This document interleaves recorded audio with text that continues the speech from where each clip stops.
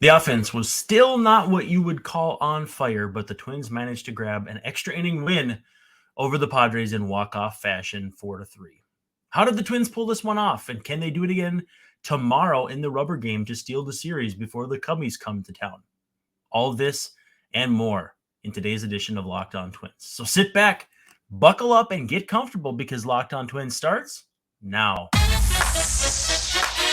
You are Locked On Twins, your daily Minnesota Twins podcast, part of the Locked On Podcast Network, your team every day.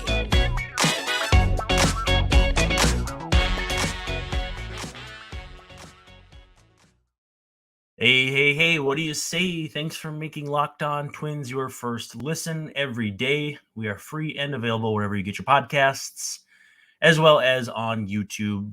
And of course, we're part of the Locked On Podcast Network, your team every day. As a reminder, please feel free to hang out in the comments. I'm going to do my best again. I say this every show to hang out there with you guys. It's a lot of fun. Did have one person reach out and let me know something that they would like changed about the show. So we'll see if we can make that happen. But again, thank you so much for that gentle but meaningful critique. Again, so be active in the comments. If you have any questions too, feel free to ask those in the comments or shoot them to Twitter at Brandon_Warren, at Locked On Twins. However you want. The DMs are open. Also, too, check out Locked On Twins Breathless post-game minutes as soon as we can after each game. We missed this game this evening, an exciting game that we'll get into here due to softball obligations. But in the meantime, we'll give you a nice, fun, full show here. Before we get started, we got to talk about eBay Motors, though. This show is sponsored today by eBay Motors. A championship team is about each player being a perfect fit. Same with your vehicle. So for parts that fit, head to eBay Motors and look for the green check. Stay in the game with eBay Guaranteed Fit. ebaymotors.com. Let's ride. eBay Guaranteed Fit only is available to U.S. customers. Eligible items only, and exclusions do apply. So you can catch the Twins in the rubber game with the Padres on Thursday, 12:10 p.m., just afternoon. It'll be the tall Bailey Ober against the jack of all trades, pitching-wise, Yu Darvish. It looks like Darvish is still throwing 7 pitches with somewhat regularity, which means the more things change, the more things stay the same as he grows older. You can catch every pitch of this Twins hometown broadcast and everyone this season on the with SiriusXM on the SXM app. Just search Twins, and it shouldn't be too hard to find. Twins come away with a gutsy win over the Padres, even the series. Certainly more of the same, with some of the bullpen guys late being a little on the shaky side. Jorge Lopez giving up a run, Griffin Jacks with a couple of walks, and Juan Duran giving up a run. And not really his fault as extra runner, so we don't care as much about that.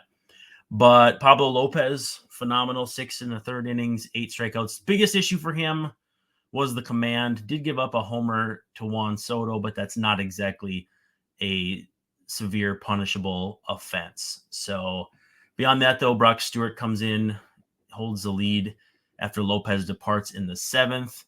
Twins go 4 for 10 with runners in scoring position, which is a vastly improved number. Also, too, Padres 0 for 5 with runners in scoring position. And the main reason, outside of the walks, though, is only 4 hits on the night. So you had Soto's homer and then 3 singles. So pretty good job by Lopez and friends to shut down this Padres offense that, to me, ran 5 deep tonight. I could take or leave Matt Carpenter at this stage in his career. He goes 0 for 5 with 3 strikeouts anyway, so this would only prove my point. But again, Pablo and friends hold them to 3 for 17 from the top 5. And then, the big drop-off after is where Trent Grisham had the only other hit for the rest of the team. I mean, Rougned Odor right now is anybody hitting beneath him in an order is has to be a liability because he's just not put anything together so far this season. Max Kepler with the big home run to start things off. He has been, as I think we're all aware, phenomenal since returning from the injured list. He's hitting .264 with a .360 on base and a .542 slugging percentage. So a .02 OPS. The only player with appreciable at-bats, we're not going to count Edouard Julien or Alex Kirilloff, just because it's only 11 and 14 plate appearances total. Only one player has a higher OPS over that stretch for the Twins, and it's Byron Buxton with a 918. So Kepler is second on the team in hits with 19. Polanco has 20. Second on the team in home runs since April 18th with 5. Buxton has 6. And he's also walked 9 times. He's doing a great job commanding the strike zone. All the more reason for him to be actually kind of hanging out near the top of this order. And they did say, Rocco did say he was going to make some changes in the batting order. And, in some respects he did. Byron Buxton leading off against a righty, I think, is a different wrinkle. And then usually it's been Kepler when he's been healthy. But other than that, it was almost like just taking the top 5 and pulling them out of a hat. Kyle Farmer comes back, gets a base hit, which is good to see. What an absolutely amazing thing to see him back on the field after such a gruesome injury. And so just you just got to root for the guy, because it's that was one of the worst things I've seen on a baseball field as far as injuries. Christian Vasquez, another tough game offensively. He's triple slashing, 214, 290, 250. I know we've got a couple questions in the bullpen about him, so we'll get to those as well. A few other things about this game. Correa swinging it better, booming double off the left center field fence. Also, too, the Twins improved to 4-2 in extra inning games, but they've played 6. Only one team has played more. That's Seattle, who's 2-5. And then the Tigers, Twins, and Guardians have all played 6 and are all 4-2 in extras. So kind of a cool quirk there. Twins, as we said, 20-17. That's an 88 win pace, which the consensus seems to be that should be enough to win the AL Central based on projected standings from whether it's Fangraphs, Baseball Prospectus, any other place that does it. It just seems like it's going to be enough. So it's not a sexy pace, playing 3 games over 500 over a long stretch like that, but it'll get the job done. Nick Gordon getting a tough hit off a lefty and Tim Hill. Tim Hill, real awkward delivery, real tough for lefties to pick up. And then Josh Hader getting him out second time around. Not really a fair couple of assignments for Gordon, especially too when Bob Melvin takes out Honeywell and brings in Hill at the beginning of an inning. Just kind of a little gamesmanship there, but in all good managing, and Gordon just comes through. So good for him. We talked about Vasquez just briefly too. The 10th inning plate appearance stands out to me just because there's just certain things, if you're going to hit the way he's hitting and you're going to have a lot of your value in defense, you gotta be able to get a bunt down. And it just seemed like, here's the big thing with a sacrifice bunt is it's not a secret. You're okay with everybody in the building knowing you're going to sacrifice bunt. And so you bunt foul twice, you pull back on a 96 mile per hour sinker out of the zone. So you don't bunt that, but you were going to bunt. And then strike out swinging at a pitch that's basically eye level. I don't want to sound like a jerk, but just an inexcusable plate appearance to take by a veteran guy at that time. And, you got to see more. I think he's doing a phenomenal job with this pitching staff. But I also think, too, that you might see the pendulum swing a little bit in favor of Jeffers back there. Let's talk about Sorare. Sorare is just an absolutely fantastic game that we recently started working with. It's a revolutionary fantasy baseball game marketplace that transforms fans into owners with officially licensed digital cards featuring players from across all 30 teams. And the ambassadors for this game are Juan Soto, who the Twins get to watch one more game in this series. And then Julio Rodriguez, off to a little bit of a slow start with the Mariners, but obviously two of the brightest young stars in baseball today. They're both featured in the branding campaign that Sorare has been doing and will be engaging in the community all along. So this is where it kind of gets fun. You have these cards, you have game weeks happen twice a week. And at the end of weeks, you are ranked. If you're ranked at the top of your leaderboard, you can win a variety of different rewards. There's jerseys, scarce cards, game tickets, merchandise, and all kinds of fun stuff. So the prize may vary depending on your competition, but there's some pretty cool stuff out there. Head to sorare.com/lockedon. That's spelled SORARE. So just like it sounds, .com to draft your team full of free player cards, set your lineup, and start competing today to win epic rewards. Again, that's sorare.com/lockedon to start playing today. So we're into the bullpen here. Thanks for making Locked On Twins your first listen every day. If you're an everydayer, make sure you check back later this week. After the Padres series, we're going to have a crossover episode with the folks over at Locked On Padres, and we'll also get you prepared for the Cubbies to come to town. But before we get to that, the Twins play the Padres on Thursday at 12:10. It's an early noon game. Bailey Ober against Yu Darvish. Twins have seen a fair amount of Darvish over the years, but it's maybe not as much as you'd think for a guy who's been in the big leagues as long as he has. Carlos Correa of the current Twins has faced him the most. We'll touch on that here in a little bit. But you can catch every pitch of the Twins' hometown broadcast with SiriusXM on the SXM app. You can go hang out with Corey and Danny if you just search Twins on your app. So we opened up the bullpen to the fans, and we like to do that. Like to see what's on people's minds, especially coming off a really, really, truly great win. Getting back in the right direction against a very, very good Padres team. We'll see what the Cubs look like when they come in, but taking care of business against good teams. Someone asked me if the Timberwolves and Twins had any parallels. And I'm not positive if I touched on this before, but yeah, I do feel like in some ways the Twins play up to teams and down to teams sometimes. And I think we've seen that. They got up for the Yankees, which awesome. We haven't seen that in years. They've so far gotten up for the Padres. They were pretty good against the Astros. They've won some big series against some pretty good teams, but then you see them struggle with Cleveland, who, I don't know how we're grading them right now as far as good, but, not putting away the White Sox, Marlins. There's just some teams that have been a little lower on the rungs that the Twins have not taken care of, but have done so against pretty good teams. So just an interesting thought, maybe not quite Timberwolves level, where they lose to the Pistons late in the season, but definitely some parallels there.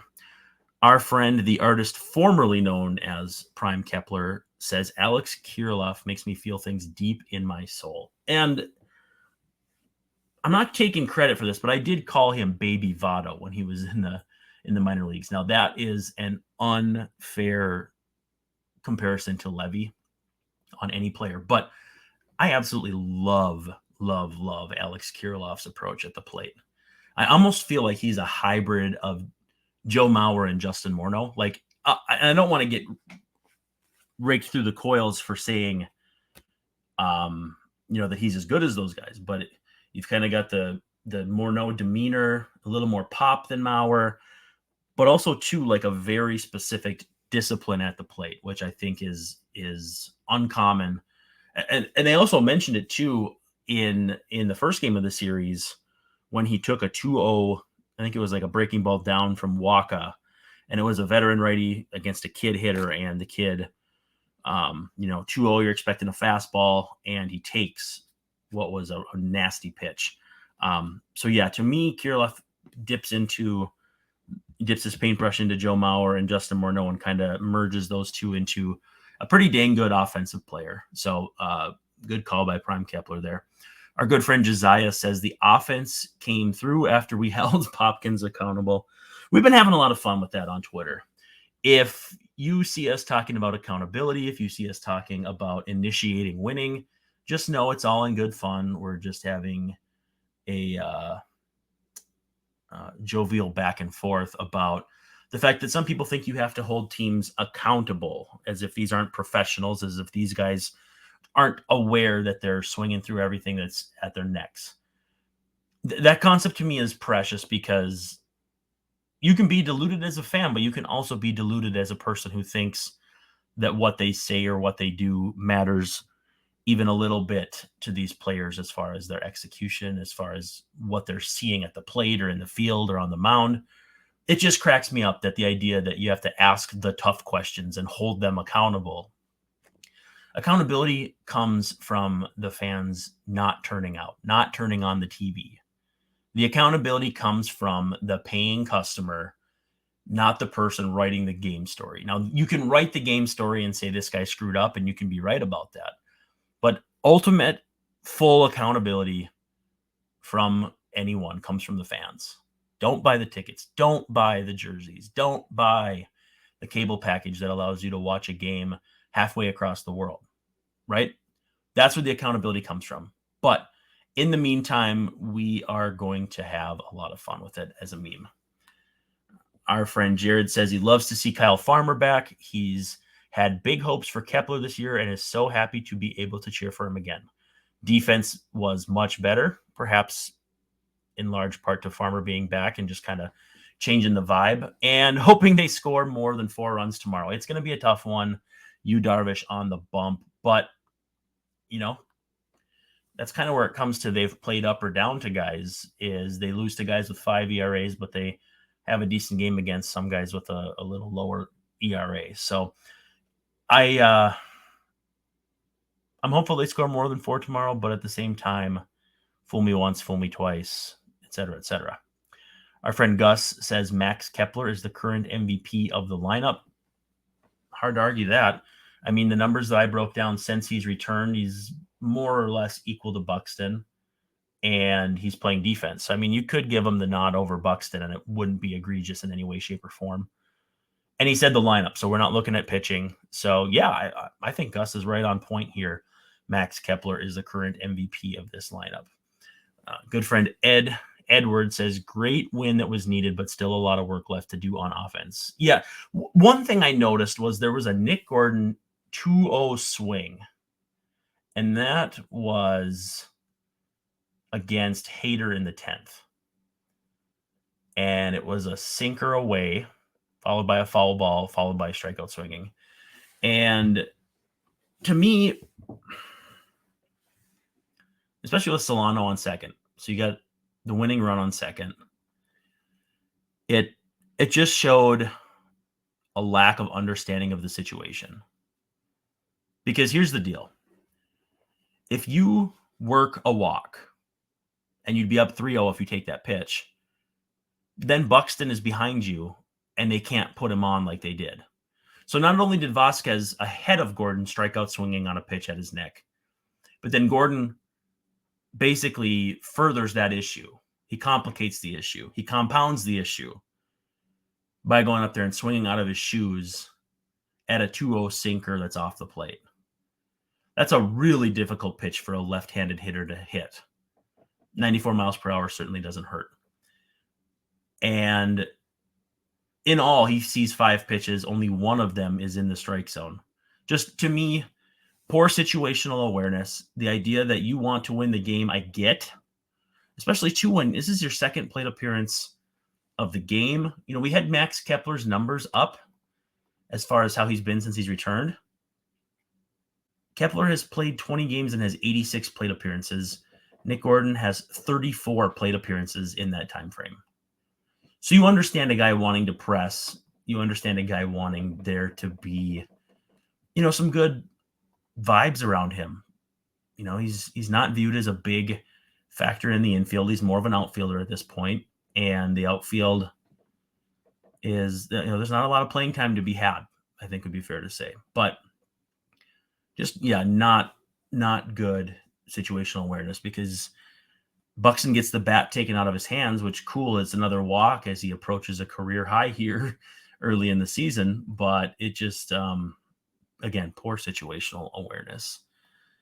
Let's see. Final one we got is our friend Evan. I think it's Evan Hovey says Vasquez isn't here for his offense, but my goodness, he's been bad at the plate and also to a couple of errors last game. Still think he'll prove to be a good signing but he's been hurting us a bit. Yeah, I won't necessarily dispute that because obviously the bat has been 7 different kinds of horrible, and especially too amplified by the fact that he started off semi-hot. Not that Fangraphs WAR is the be-all, end-all at this point in the season, but they have Jeffers at 0.5 in 17 games, which is solid. And I'm trying to pull through to find out. Yeah, Christian Vasquez plus 0.1. Both of these coming into tonight. So Vasquez could have dropped a little bit. But, yeah, it's the defense and the game calling, to the extent that we can understand it, to me, makes Vasquez worth it alone. However, yeah, it's not great seeing him come up in big spots. Although, to be fair, at least it's not 3 or 4 guys like that at the bottom of the order. It's just 1 or sometimes 2, depending on how Michael A. Taylor's swinging it. But let's do this. Let's take a second. We'll come back for the 7th inning stretch and wrap this up. We'll talk about Bailey Ober.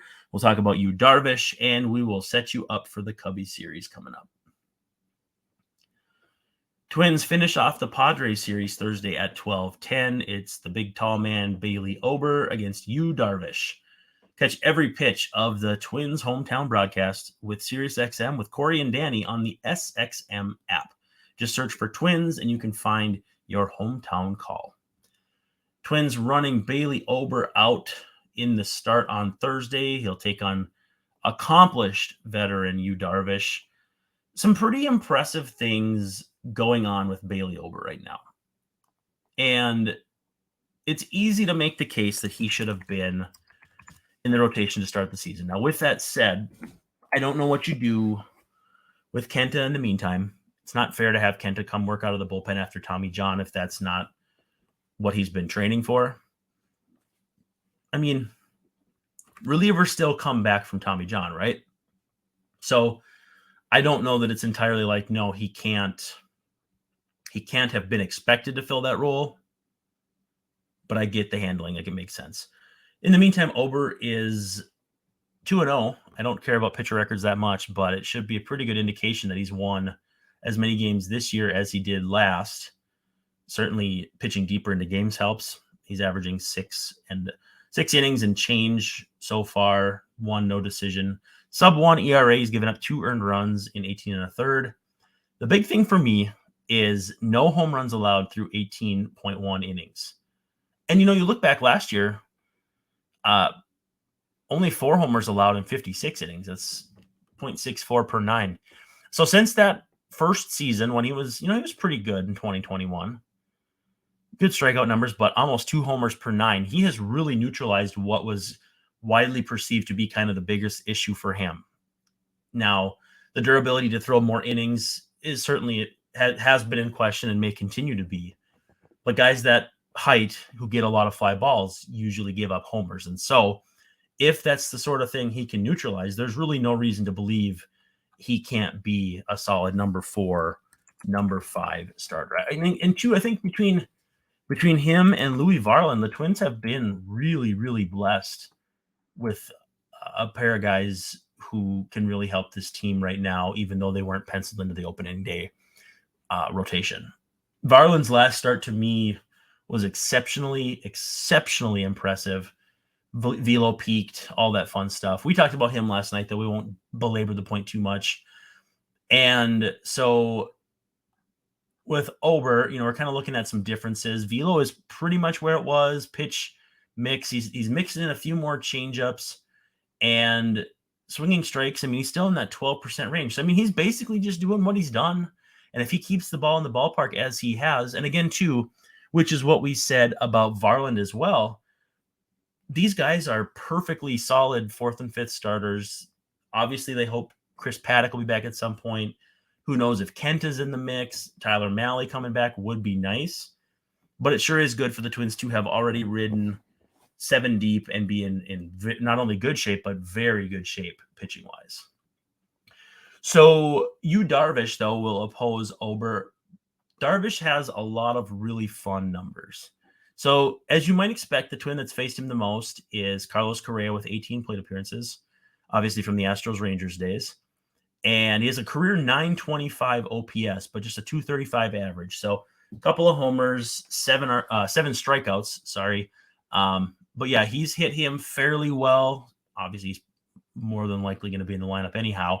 But yeah, not a lot of guys have seen a lot of him because, the Twins don't play Texas as much as they used to play their division with as much as they used to play their division. And then Darvish has been with the Cubs, which is another degree of separation. And then now the Padres, which is a whole nother degree of separation. So his most common batters faced are like the Mike Trouts, Albert Pujols of the world, and a lot of the AL West types.